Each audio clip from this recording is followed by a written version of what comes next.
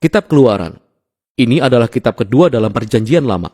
Kitab ini mengambil alur cerita dari kitab sebelumnya, yaitu Kejadian, yang berakhir dengan kisah cucu Abraham yakni Yakub, yang memimpin keluarga besarnya yang berjumlah 70 orang ke Mesir. Anak ke-11 Yakub yang bernama Yusuf telah diangkat sebagai pucuk pimpinan tertinggi kedua di Mesir. Dia telah menyelamatkan seluruh keluarganya dari bencana kelaparan. Fir'aun, Raja Mesir, memberi tawaran kepada keluarga Yusuf untuk tinggal di Mesir sebagai tempat untuk mengungsi. Akhirnya, Yakub meninggal di Mesir, demikian juga dengan Yusuf dan saudara-saudaranya. Kira-kira setelah 400 tahun berlalu, kisah Keluaran dimulai. Nama Keluaran merujuk kepada peristiwa yang terjadi pada paruh pertama kitab ini, yaitu keluarnya bangsa Israel dari Mesir. Kitab ini juga memiliki babak kedua yang berlangsung di kaki Gunung Sinai. Dalam video ini, kita hanya akan fokus pada babak pertama, yaitu ketika beberapa abad telah berlalu dan jumlah orang Israel bertambah banyak dan berlipat ganda dan mereka memenuhi Mesir. Kalimat ini sengaja mengingatkan kita kembali akan berkat Allah terhadap manusia ketika masih di Taman Eden. Hal ini mengingatkan kita kembali tentang cerita besar Alkitab sejauh ini. Manusia kehilangan berkat Allah oleh karena dosa dan pemberontakan. Lalu Allah memilih keluarga Abraham sebagai alat yang dipakai Allah untuk memulihkan berkat-berkatnya bagi dunia. Akan tetapi, Fir'aun yang baru tidak melihat bangsa Israel sebagai sebuah berkat. Dia justru berpikir bahwa kelompok imigran Israel yang terus berkembang ini merupakan sebuah ancaman baginya. Seperti halnya dalam kitab Kejadian, manusia memberontak menentang berkat Allah. Di sini, Fir'aun berusaha untuk menghancurkan sumber berkat Allah, yakni bangsa Israel. Fir'aun secara brutal memperbudak bangsa Israel melalui kerja paksa. Lalu dia memerintahkan agar semua anak laki-laki bangsa Israel ditenggelamkan di Sungai Nil. Sejauh ini, Fir'aun merupakan tokoh paling buruk dalam Alkitab. Kerajaannya melambangkan pemberontakan manusia terhadap Allah. Fir'aun telah mendefinisikan baik dan buruk menurut kepentingannya sendiri, sehingga tindakan pembunuhan terhadap anak-anak tak berdosa pun merupakan hal yang baik baginya. Mesir telah menjadi bangsa yang lebih buruk dibandingkan Babel dari kitab Kejadian. Sekarang bangsa Israel menjerit meminta pertolongan untuk melawan Babel baru, dan Allah merespon. Allah membalik kejahatan Fir'aun ketika seorang ibu membuang anaknya ke Sungai Nil, tetapi dalam sebuah keranjang. Lalu anak itu mengapung dengan aman sampai pada keluarga Fir'aun sendiri. Ia dinamai Musa, dan dia terus bertumbuh sampai kelak menjadi seorang yang dipakai Allah untuk mengalahkan kejahatan Fir'aun. Dalam sebuah kisah yang sangat terkenal tentang semak yang terbakar, Allah menampakkan diri kepada Musa dan mengutusnya untuk pergi menghadap Fir'aun dan memintanya untuk membebaskan bangsa Israel. Allah berkata bahwa dia tahu Fir'aun akan menolak, jadi dia akan menimpakan penghakiman atas Mesir dalam bentuk tulah. Lalu Allah juga mengatakan bahwa ia akan mengeraskan hati Fir'aun. Jadi kita diperkenalkan pada bagian utama dari kisah ini, pertarungan antara Allah dan Fir'aun. Apa maksudnya ketika Allah mengatakan bahwa dia akan mengeraskan hati Fir'aun? Sangatlah penting untuk membaca bagian kisah ini dengan cermat dan berurutan. Pada pertemuan pertama antara Musa dan Fir'aun, kita hanya tahu bahwa hati Fir'aun menjadi keras.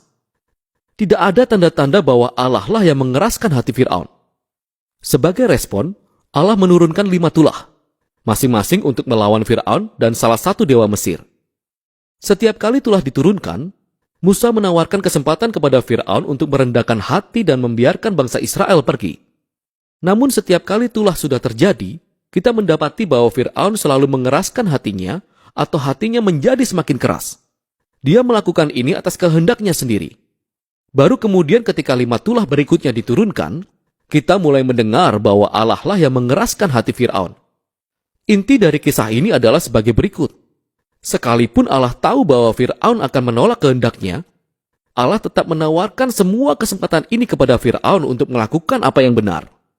Pada akhirnya, kejahatan Fir'aun mencapai titik di mana tidak ada kesempatan lagi untuk berbalik. Maksud saya, bahkan penasihatnya pun berpikir bahwa Fir'aun telah kehilangan akal sehatnya. Pada saat inilah Allah mengambil kendali dan membelokkan kejahatan Fir'aun kepada tujuan penebusannya. Allah mengiring Fir'aun kepada kehancurannya sendiri ketika dia menyelamatkan umatnya. Dan inilah kelanjutan kisahnya. Melalui tulah terakhir, saat itu adalah malam Paskah, Tuhan membalik keadaan Fir'aun. Sama seperti Fir'aun telah membunuh anak laki-laki bangsa Israel, demikian juga Allah akan membunuh semua anak sulung bangsa Mesir dengan sebuah tulah.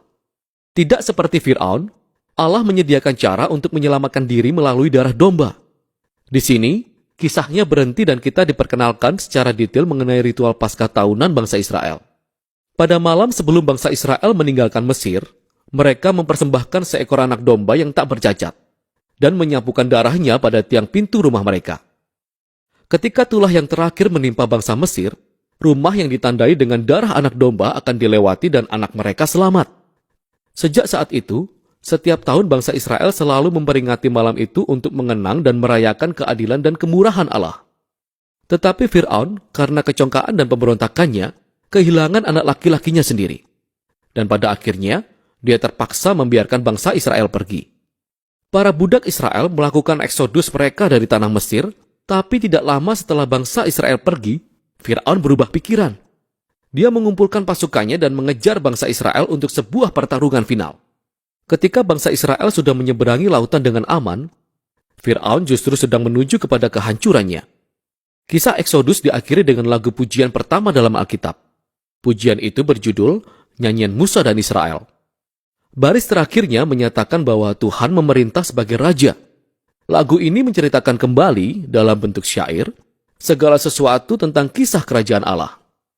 Lagu ini menceritakan bagaimana Allah sedang dalam sebuah misi untuk melawan kejahatan di dalam dunia dan untuk membebaskan mereka yang diperbudak oleh kejahatan. Allah akan membawa umatnya ke tanah perjanjian di mana kehadiran ilahinya akan hidup di antara mereka. Kisah ini memberi gambaran tentang bagaimana jadinya jika Allah menjadi raja atas umatnya. Setelah Israel menaikkan puji-pujiannya, kisah ini berbelok sangat tajam. Bangsa Israel berjalan melewati padang gurun dalam perjalanan mereka ke Gunung Sinai. Mereka lapar, mereka haus, dan mereka mulai mengkritik Musa dan Allah karena telah menyelamatkan mereka. Mereka berkata bahwa mereka merindukan hari-hari baik mereka ketika ada di Mesir. Itu gila. Allah dengan murah hati telah menyediakan makanan dan air bagi bangsa Israel selama di padang gurun. Tapi kisah ini mempunyai sisi gelap. Kita mulai berpikir, mungkinkah hati bangsa Israel akan menjadi keras seperti hati Fir'aun? Kita akan lihat. Untuk sekarang, itulah bagian pertama dari Kitab Keluaran.